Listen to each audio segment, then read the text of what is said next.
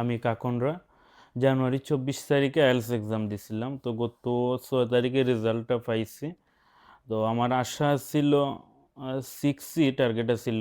তো মোটামুটি আমার ডিজায়ার স্কোর পাইছি।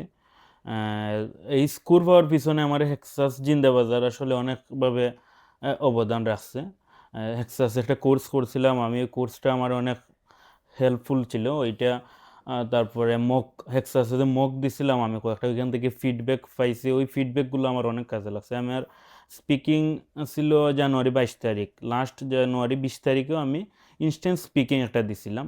তো ওইটাতে ইনস্ট্রাক্টর আমার যেভাবে ফিডব্যাক দিছিল ওই মিস্টেকগুলো অ্যাভয়েড করেই চেষ্টা করছি 22 তারিখে মেইন এক্সামে স্পিকিং টেস্ট দেওয়ার।